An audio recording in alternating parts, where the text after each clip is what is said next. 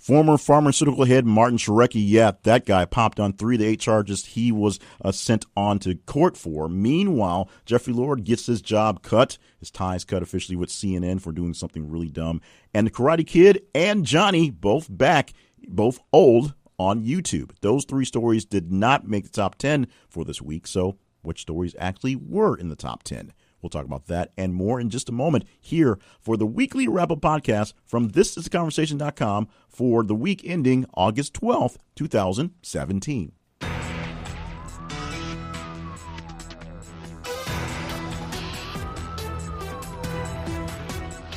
And welcome to the podcast. My name is Jay Cleveland Payne. I'm your host for this podcast from thisistheconversation.com. This is the weekly wrap-up podcast, and every week we go back 7 days and count down all the hits we got from social media and our website, thisistheconversation.com, and we go through and scour to see which ones you really, really loved and which ones you didn't like so much, and tell you which ones are at the top of the list, and then go through some of the other big ones that didn't quite make it into the Royal 10, and it's a pretty fun ride as well. We also play a game called The Brackets, and this week looks like I'll be playing it myself, where we'll go through the top 10 stories of the week and weed out to the most important story of the player's liking. That'd be me. And I get a chance to do some extra commentary inside of this broadcast about a couple of little stories. We'll see what happens first by seeing which stories are the top 10. Then we'll whittle them down in unfair advantage order. Now, in order to be a part of everything we have going on, including the daily recap podcast where we go through the daily counts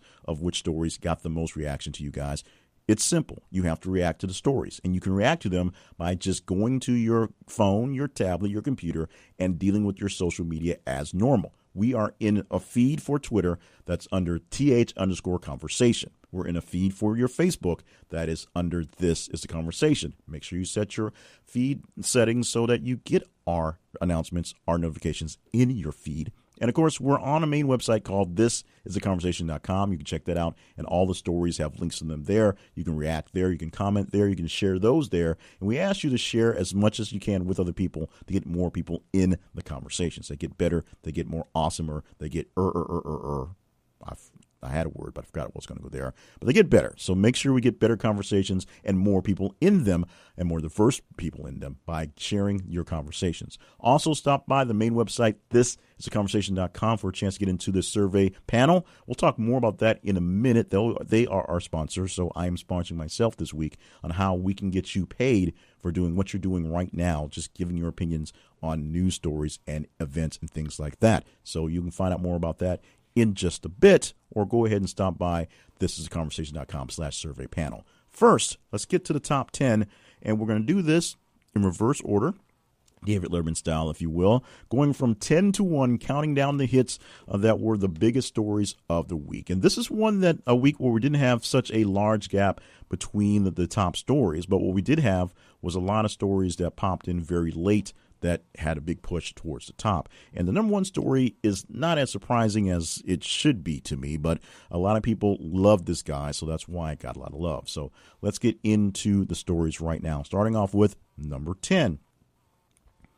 Number 10 is Hurricane Franklin weakens to tropical storm after making landfall in Mexico. Now, 2 big storms are in the news this week, in our conversations these days, and this is one that didn't necessarily get any real big love inside its first day out there being posted, but with enough juice, if you will, from folks going on. Hurricane Franklin hit landfall a few days ago in Mexico and dropped down to tropical storm length and is basically going over Mexico, dropping lots of rain and dropping lots of water for some places that could honestly use it around this time of the year.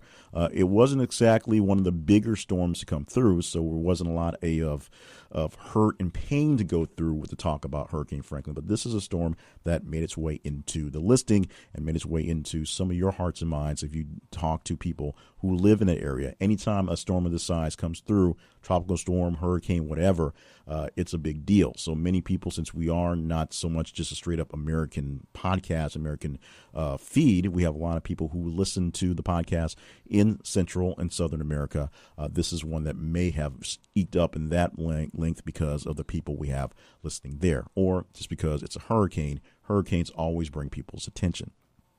Now, number 9 story is one that hits fairly close to home because I had a couple friends that had to check in on this when it came down. A tornado hit in Tulsa, a rare tornado for August, but it was early August, a few days into the month, so it wasn't that far outside of being late July, actually. It hurt about 30 people total in the system. No deaths were given in this, at least at the time of when it was main part of the news cycle, but plenty of damage, as hurricanes tend to. It was an E2, which, may not have been an E5, but for the people going through this, was big enough, and there was plenty of people doing plenty of work to clean up lots of places that got wrecked in the issues. Now, like we said, only 30 people essentially were officially hurt in the actual tornadic damage, so that's a grand thing in the grand scheme of things. But the fact that a tornado hitting in Tulsa, hitting the area of Tornado Alley so late in the season is always a worry for anyone. That may be a climate change toss, it may just be kind of a random thing,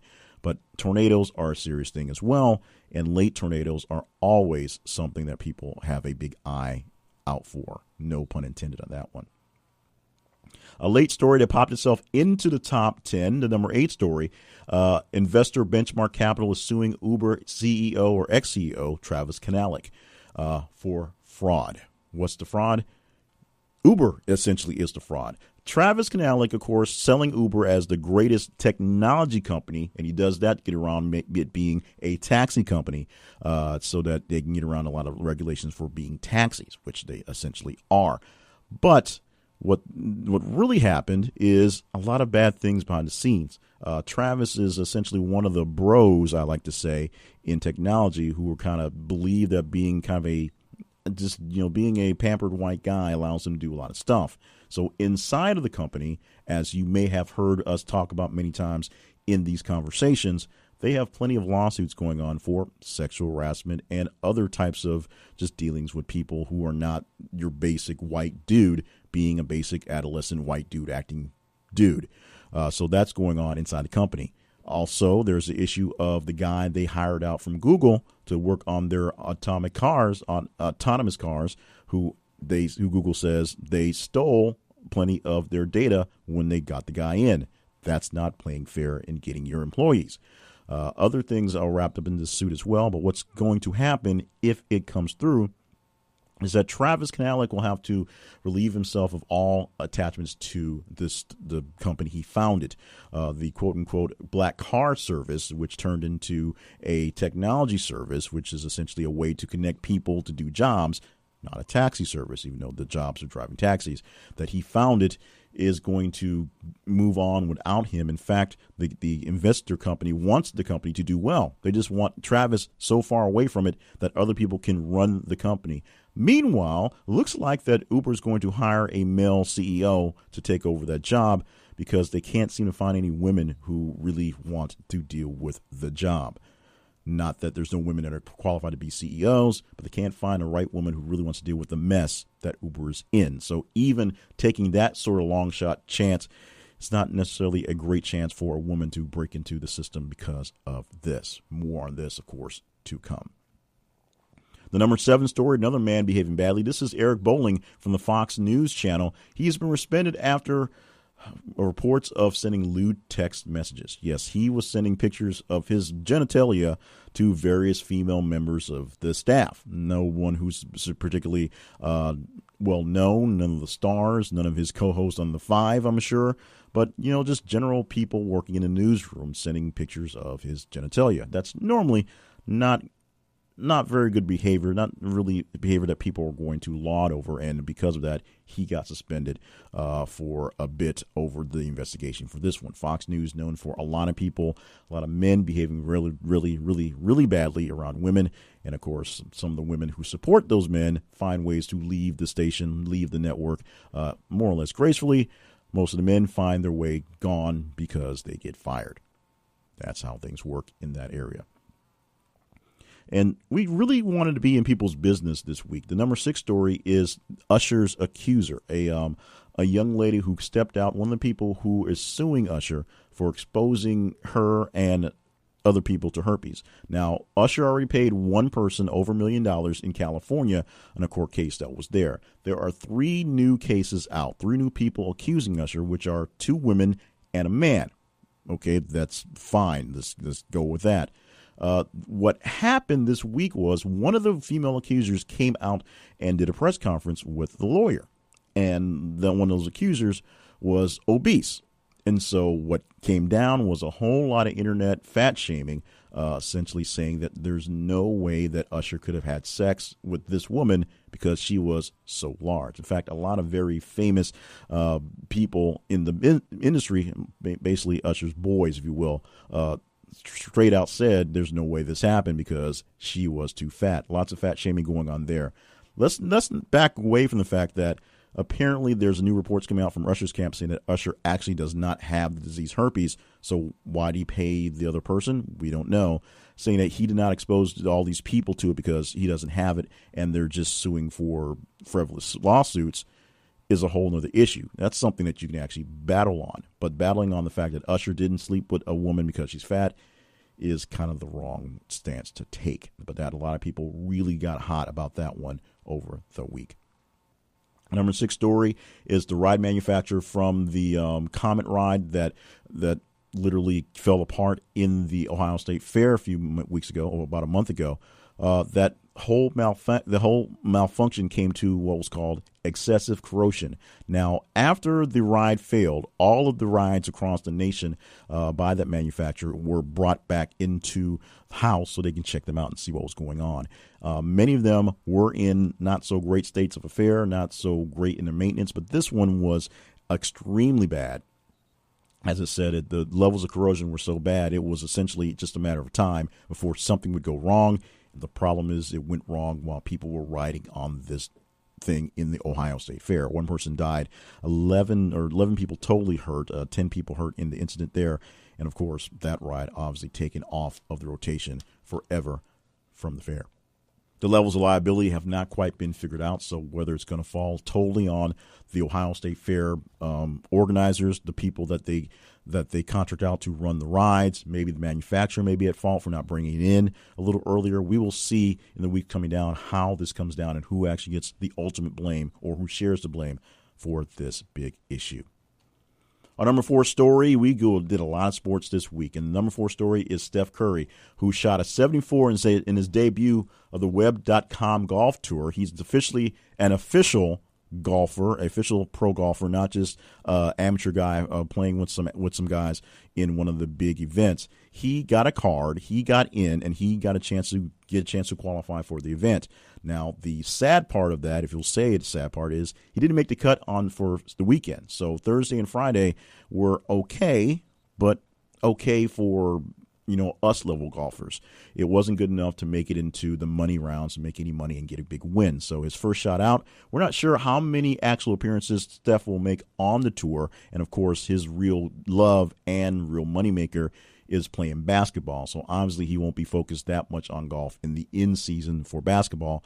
But with many months until they start any training camps, golf is, it's a walk.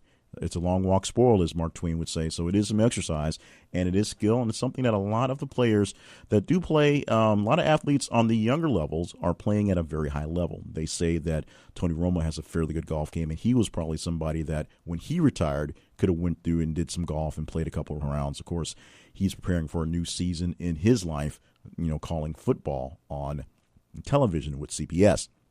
But we will see coming up soon whether Steph Curry will be shredding it on the links as well as he shreds it on the court. That's up to be seen.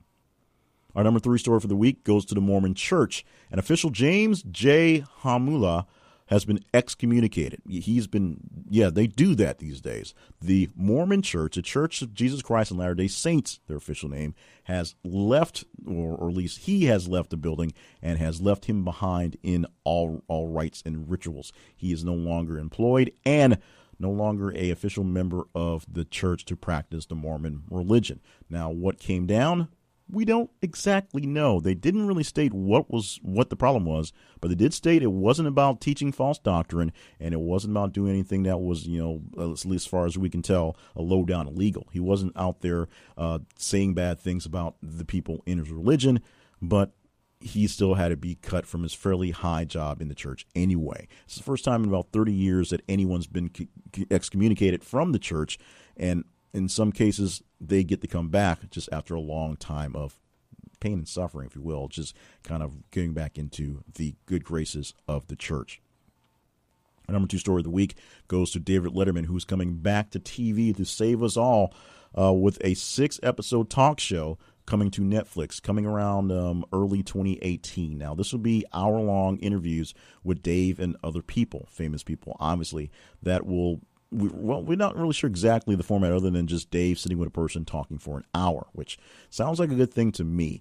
The biggest thing about Netflix right now is they're bringing as many people as they can to keep the people watching on the Netflix. Netflix has had a blow this week we'll talk about in some of the stories that didn't quite make it, or a blow coming up in future years, I should say.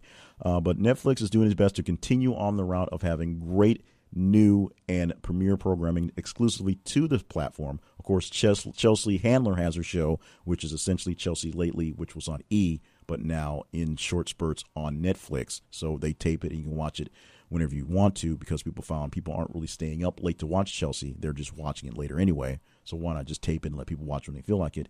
Same thing for David Letterman. He'll have a 6-episode talk show out very soon, 2018, not that far away. And the number 1 story is sort of a split and sort of a sadness, but sort of a gladness, is a moving on for Usain Bolt, who is retiring after this past weekend. He ran in his final races, but this one particular that we had in conversations were the race of the final 100-meter dash, if you will, the final 100-meter run, the straight run between him and the other competitors on the field. He actually came in 3rd in the race. So this is the first time in nearly 10 years he's lost one of these races. Of course, this is the race that determines the quote-unquote fastest man in the world. And that title is now held unofficially by USA's Justin Gatlin. So we should be happy about that.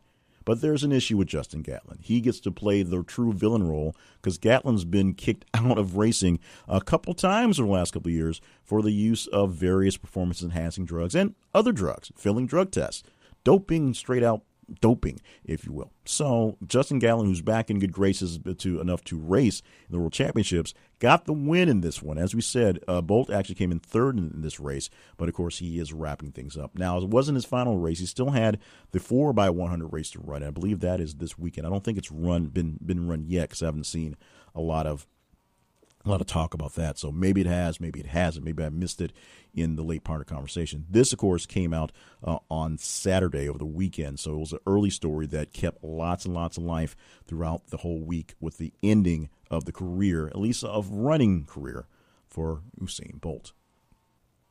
And those are your top 10 stories for the week, voted on by you. You literally told us which stories were more important to you, so we use that to compile them. Now, we take the listings and all the activity that goes in the stories from Twitter, from Facebook, and our website.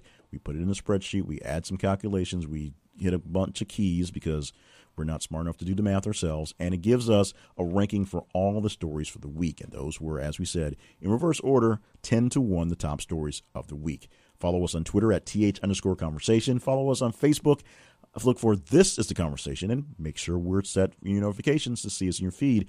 And whenever you see a story, like it, love it, hate it, cry on it if you want to, if it's for Facebook, reply to it, share it, retweet it. Do what you can to show that it's an interesting story and share it with other people to get more people involved.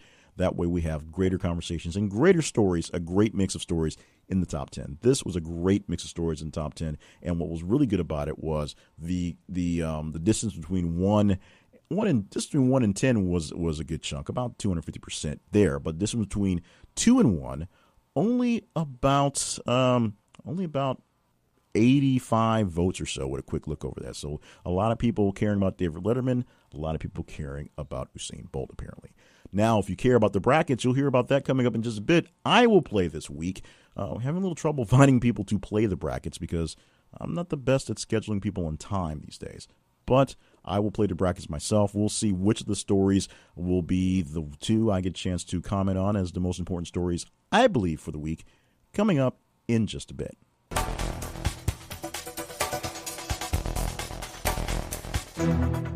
One of the drivers behind the original idea of this project for This Is the Conversation was to gather information for surveys. I was working on a project for my MBA program, and what we were missing was great data to look into issues that I wanted to explore. And I had various ways to pull data from various different entities, including a segment from the radio show I was working on at the time and some data points we got from a service here at work as well.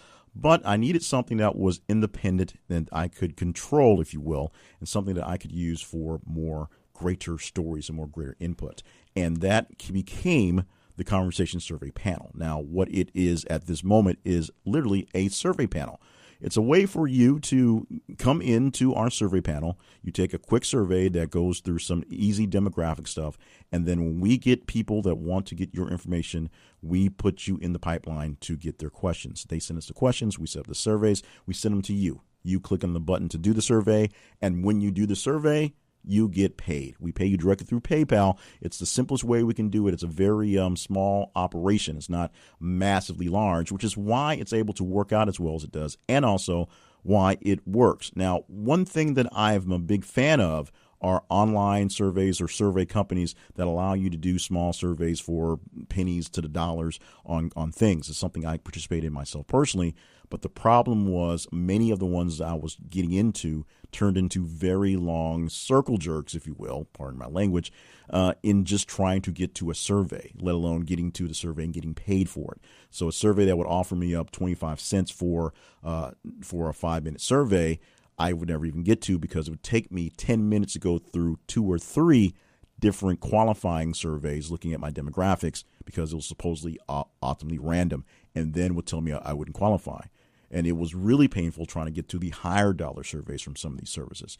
And some of them, believe it or not, are owned by the same people. They're the same people, different brand names, different divisions that just circle things around and work for the same folks. So what you're doing is filling out the same surveys from the same people in the same different building with different names on them, which is why you don't qualify for them because you've already done it for one and they're just blindly sending them out to you. We don't send them out completely blind. We get your demographics, we put you in a pool for ideas, and then we take specific surveys from specific people to make sure that what they were looking for is good data. We send them to you and you send them good data and we get you paid directly via PayPal. Now, the whole operation may get a bit more complicated as this funding gets bigger, but it's a great way to get yourself into greater conversations and know that your voice is being heard in these big things. So when people no longer call you on the phone for phone surveys very often, I get those every so often as well because I'm sort of in that batch to see how things are going. But you don't get those very often. You don't have the ones back around 20 years ago. They would literally send you a couple bucks in the mail and hope that you would return their item. They pay you up front, and it's up to you to do it. These try to make you accountable on the front end, and so we do our best to make sure that you get something good for your work on the front end and don't have to wait for anything on the back end. So if you want to get a chance to get your conversations heard by people who are going to pay you big money, well, maybe not big money, but pay you real money to get real, good, honest feedback, it's simple. Go to thisistheconversation.com/survey panel. Thisistheconversation.com/survey panel. Click on the link for that, and you will get a chance to fill out a very quick survey that's asking for some quick demographics. So we can put you in some sort of buckets, believe it or not, and then when the surveys come that fit that demographic, we'll send it to you. Simple, just like that. You'll get paid via PayPal, and it works out. It's pretty simple. We can't explain it any better than that. This is theconversation.com/survey panel, and get yourself registered today.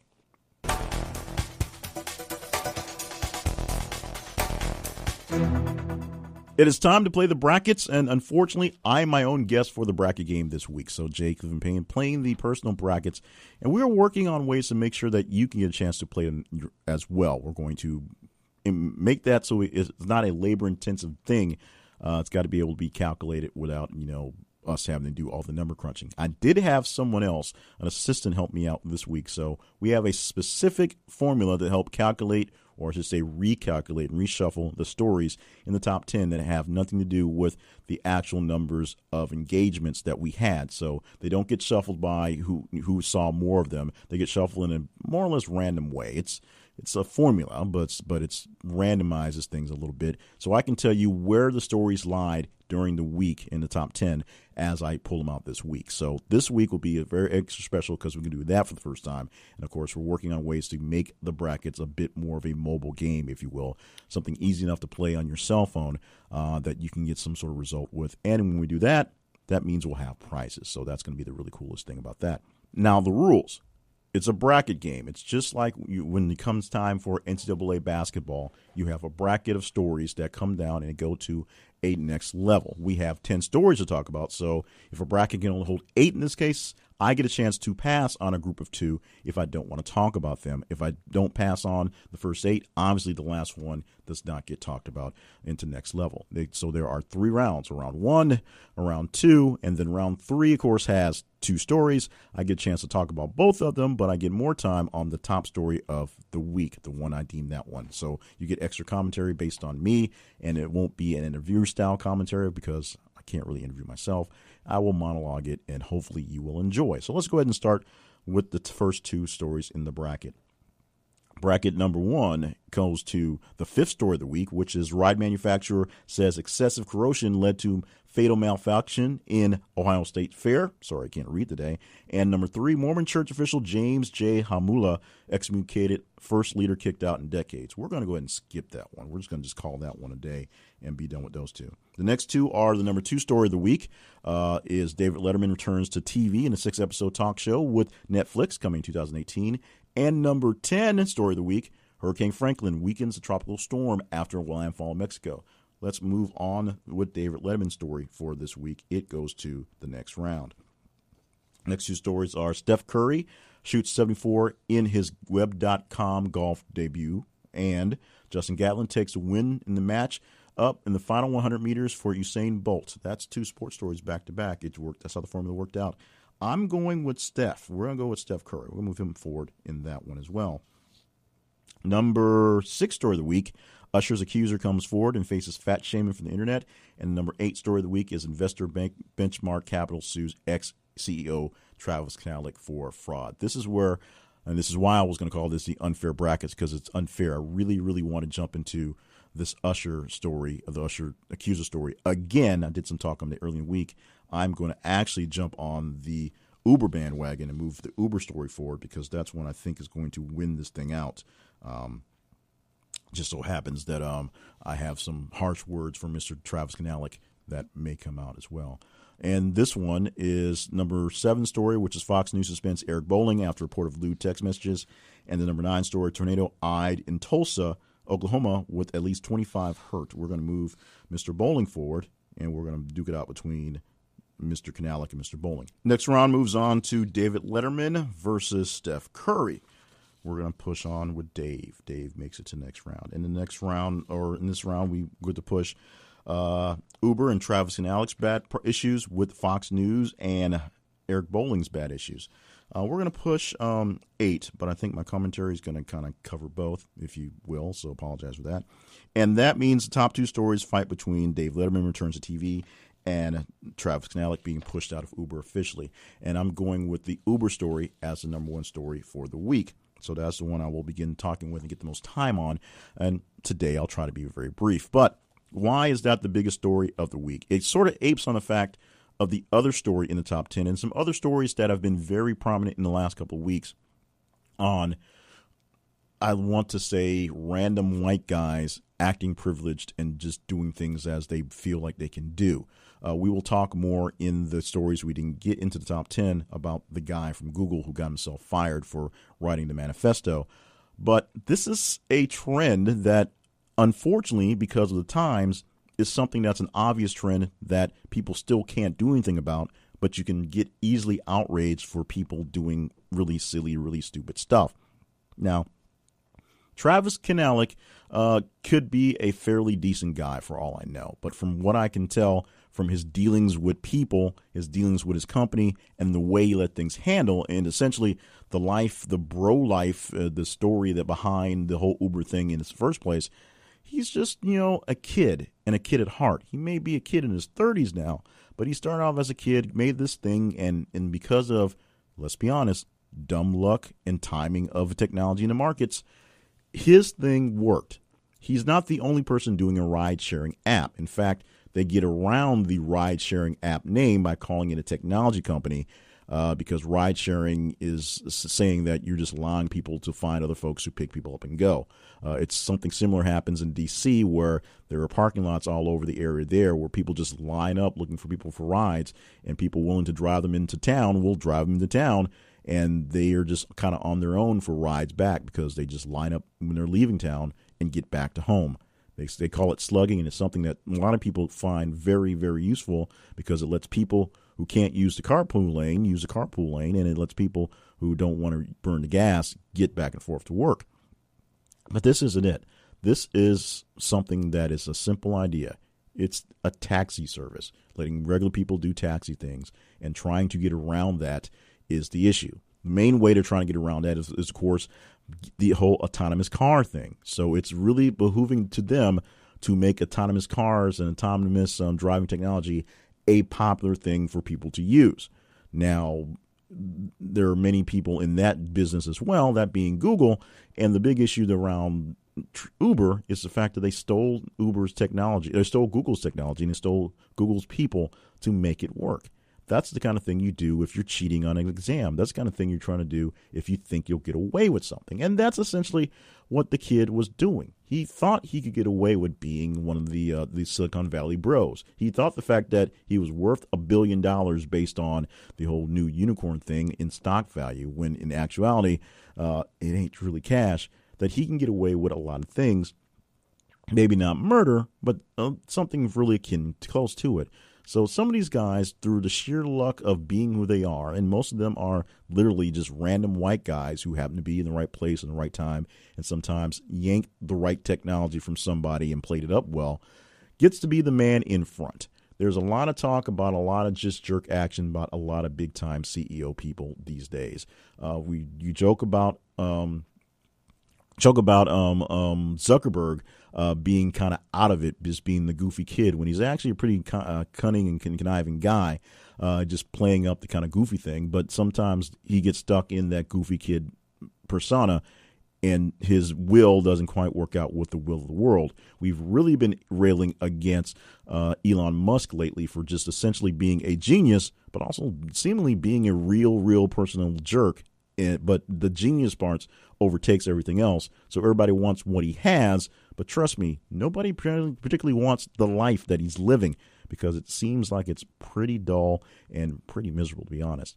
So these guys who run these things that we kind of look up to as the pillars of technology and the pillars of business sometimes are just pillars of douchiness, to be honest. They just aren't really that great. And because they got lucky and got money and people are groveling over them because of that, turns into a sense of entitlement that even the old money knows is ridiculous. Whether he gets a chance to stick around at Uber or not is irrelevant to me, because I don't use the service, and we'll see whether regulations will kill the service, and if it truly becomes the cab companies can figure out a way to steal autonomous car technology, and so they can fire all of their drivers and then have their cars drive for cheap. But we'll figure out how that works out in the end run. But for right now, a guy like Canalik and just the culture in Silicon Valley of the people who've made it versus the people trying to make it, there's got to be a change. There's got to be some way for these people to realize they aren't, exactly who they think they are. They all have to put their pants on one leg at a time. They all have to wipe their butts, all sort of just regular things. Why some of these people really can't have the empathy and get it, and especially people who have the ability to make it to these upper echelons of success that people look up to, and people should be trying to emulate in that way, except they can't have any sort of just regular life that people can even aspire to want to semi-copy, because they just come out as jerks. That is beyond me. That doesn't mean you should stop trying to work hard. That means you should work harder and not being a jerk as you work hard. And the number 2 story of the week was going to be David Letterman's return to TV. Now, the idea on this is the fact that there are very few new ideas on TV. A guy talking to another guy in an interview for an hour is essentially something that's been tried and true since the caveman days.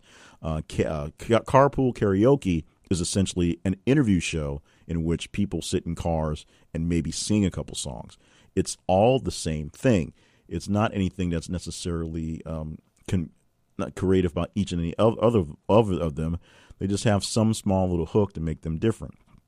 Now, as we purposely splinter ourselves for our attention and find things that are more banal to pay attention to for whatever reason, it comes at a cost that, our sanity, if you will. If we keep looking for really stupid, really cheap information, really cheap thrills, we'll lose out on the fact that the really big interactive things, or really big intellectual things, really mean something. Now, my niece and my nephew are in their teens, and they can sit and watch those YouTube videos all day long, where all they have is young kids responding to things that were done back when I was a kid that don't make any sense. You have 12-year-olds trying to operate a Walkman, or people watching old-time TV, which back in my day was still old-time, but we watched it on the actual TV. People were reacting to music from the 80s as, people who were born in 94. Things like that just are weird, are kind of quick and easy, and, soundbite grab things, but we can't really get a hold of things that really mean much for the grand scheme of things. So I'm grateful, I guess, that David Letterman's coming back to TV. He's not taking anybody's spot on TV, which is kind of cool. So all the TV jobs are still as they are. Maybe there are too many TV jobs as they are, but that's a good thing. But maybe we should be looking into creating more things with more younger people. This might be me being a bit bitter about not having a bigger position, but maybe we should do more in the promotion of the younger people so that they understand why the older things do work, and should still work in some cases, so that the next Tonight Show host is not just hosting a 10-minute show doing nothing but YouTube clips, because trust me, that sounds like the way things are going. And that's me, Jay Cleveland Payne, playing the brackets with myself for this week that ended August the 12th, 2017.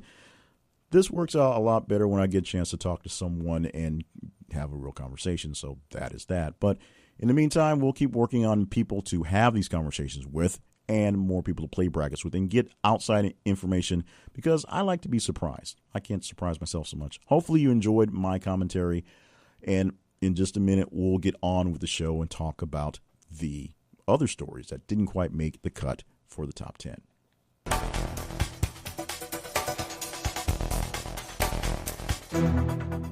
So we've gone through the top 10. We've played the brackets. Now let's talk about a couple of the other stories that didn't quite make it. We have a lot of stories that we had to sift through, of course, and we are having issues with being brief.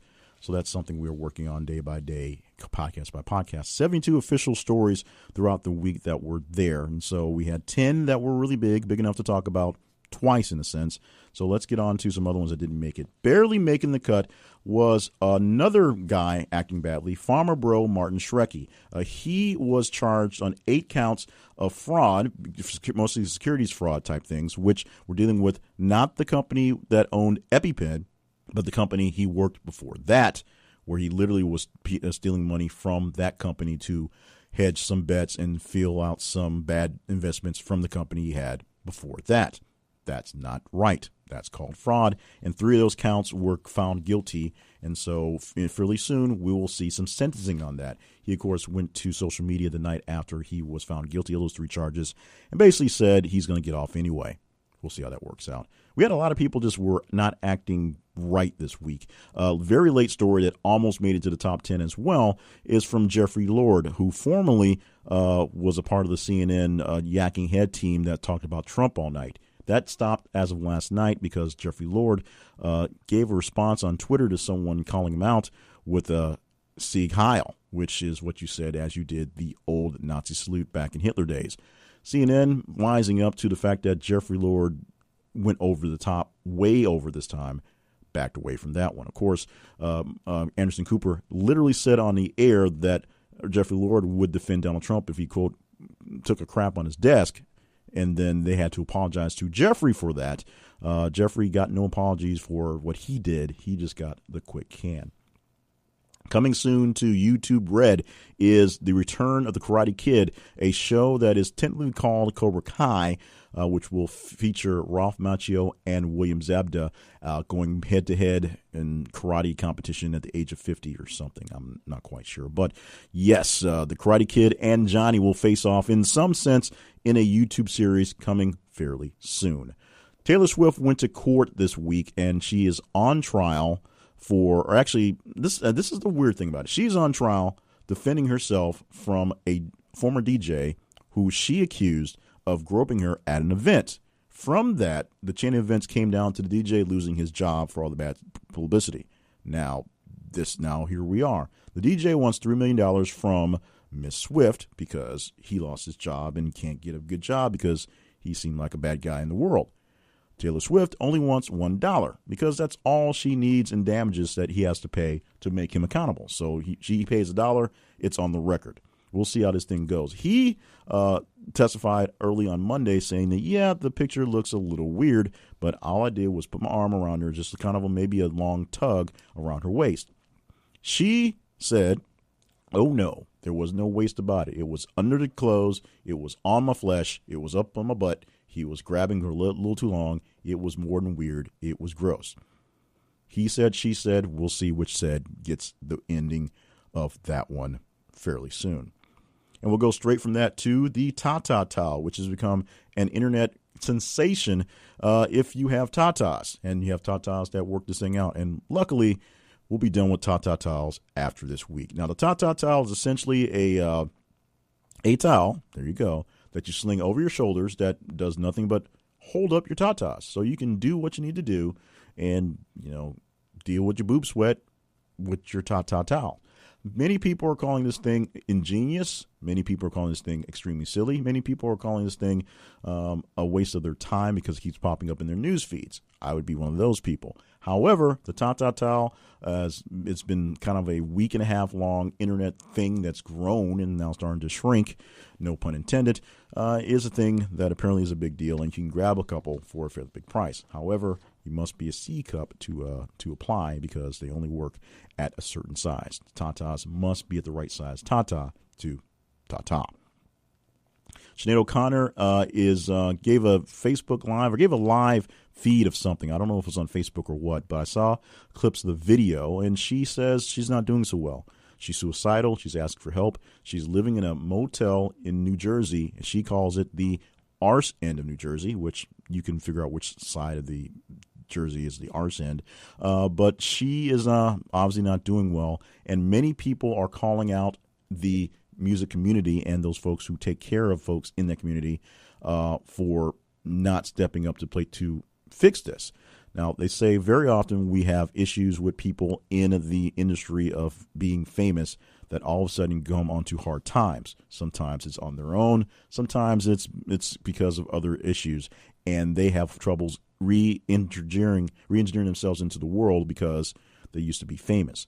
This is calling out the people who are already famous or still famous for not taking care of one of their own. We had various suicides in the past couple months that brings home this point of people who are super famous and don't know how to basically engage with regular people, if you will.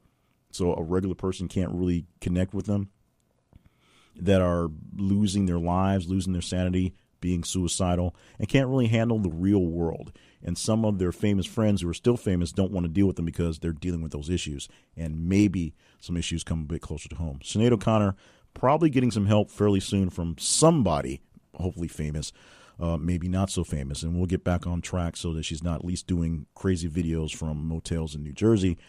But we'll see exactly how this thing plays out as well.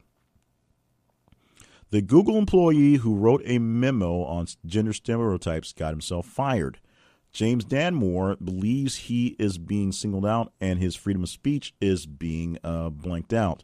I don't believe that, and I also wrote something on that in one of my other side projects. I have an email newsletter that goes out telling people what I produced in all my projects each week, and I give some commentary in that email. This week's commentary was the fact that freedom of speech also allows you the freedom to basically not talk at all when no one wants to hear what you have to say. And sometimes people believe what they say is a bit more important and a bit more universal than it actually is. And they often are surprised because why would they not be? This guy is no longer working at Google, the parent company, Alphabet, of course. I had to fire him because of just the bad pub on what's going on. Google itself dealing with some issues with gender lawsuits as well, which tends to be all the norm, all the rage in some of the Silicon Valley things. So they're trying to cut themselves loose of anyone who can be a liability in that case. This case, it's a guy who wrote a little memo, decided to talk about his ideas on gender stereotypes, saying that the reason that men or women are different, and that's why they get paid differently. Yeah, sorry about that, Mr. Damore. And the former president of Mexico, Vicente Fox, dropping F-bombs on on CNN.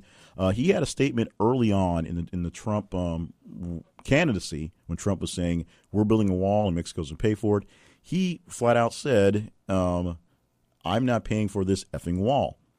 In an interview a few days ago, based on the early in the week, Alison Camerado on CNN's New Day asked Mr. Fox, who's no longer president, about how things are going now. And he basically stated that, as he said earlier, when I was president, I said, I'm not building the effing wall. He, of course, said the effing word in there. And then when he repeated it again, he actually censored himself.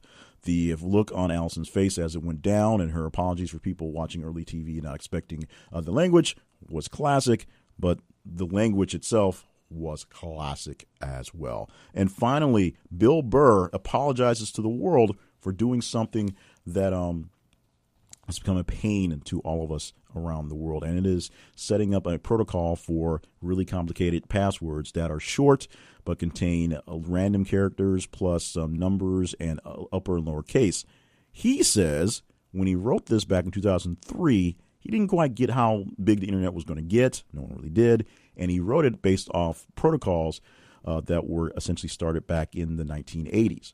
In 2017, he is one of many people who are saying it's much better to just have long strings of actual words because it's not so much the characters that are used, but it's the length of the password that makes it hard to crack. If a cracker is looking for random characters or random things, it's not so much that you have a bunch of random characters because it's going at random. It's looking for the length. The shorter it is, the faster it is to come up with the combinations. So if you just use regular words and have them in longer strings, 12 characters or longer, it's better than something that is 6 to 8 characters that has a bunch of gobbledygook in it. So he apologizes, but we're pretty much stuck where we are. And we have to celebrate the loss of life, the deaths of way too many people this week. We have 5 people listed. And an extra one I'll talk about in a second. The Philadelphia Phillies announced the death of Darren Dutch Dalton. We also had another baseball star that we lost as well. The notes aren't in good order, so I apologize for that. Former American League MVP and MLB manager Don Baylor also dying as well. A lot of big, funny Don Baylor stories were told over the last couple of days. That showing how the old school guys got down back in the day. We lost legendary Broadway performer Barbara Cook. We also lost Glenn Campbell after his battle with Alzheimer's. And we had the death of original Steppenwolf keyboardist Goldie McJohn.